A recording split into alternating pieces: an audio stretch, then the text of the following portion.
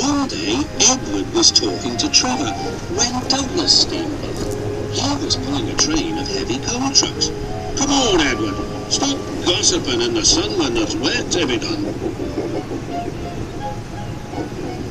Later, Edward spoke to Douglas.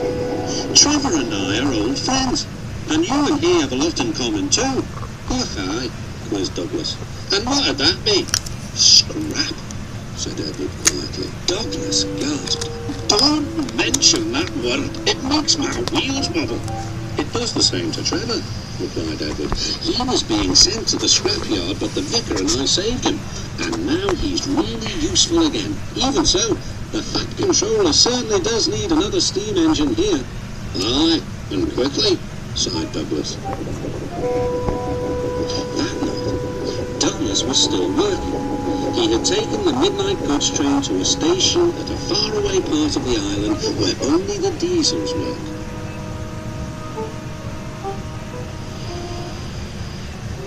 He was just shunting, ready for his return journey, when... "That sounds like a steam engine," he thought. The hiss came again. "Who's there?" asked Douglas. A whisper came. "Are you a Fat Controller's engine?" I included it. "Thank goodness. I'm Oliver, and I'm with my brake van towed. We've run out of coal and have no more steam." "But what are you doing?" "Escaping." "From what?" "Scrap." Douglas shivered. Then he remembered Edward's story about saving Trevor. "I'll be glad to help you," he said. "It'll have to look as if you're ready for scrap, and I'm taking you away." The drivers and firemen agreed to help too. Everyone worked fast. "No time to turn around," panted Douglas. "I'll run tender first. Come on."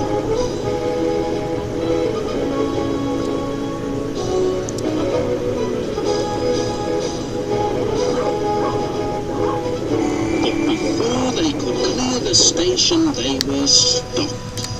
"Aha!" exclaimed the foreman. "A Great Western engine and a brake van too. You can't take these." "Ah, but they're all for us," said Douglas's driver. "See for yourself." The foreman looked all over Oliver. "Seems in order. Right, away, guard."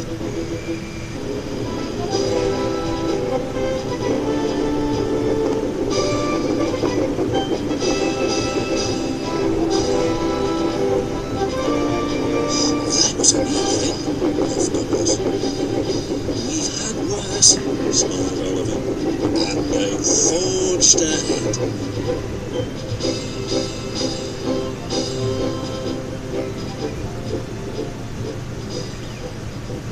It was daylight when their journey ended.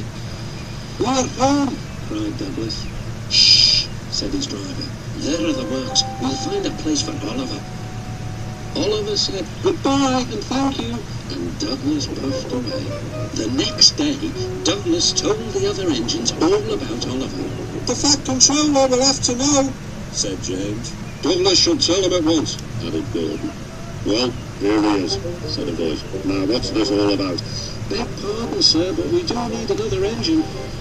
"Yes, sir," ventured Gordon. "A steam engine, sir." "I'm afraid that unless one is saved from scrap, there's little hope." "But, sir," burst out Douglas, "one has." "Yes, indeed, and thanks to you, Douglas, he is now at our works. Oliver is just what we need for Duck's branch line." Everyone cheered. Now Oliver and Toad are mended and painted in full Great Western colours. Duck and Oliver are happy on their branch line. The others laughed at first and called it the Little Western. Duck and Oliver were delighted, and so the Little Western it will always be.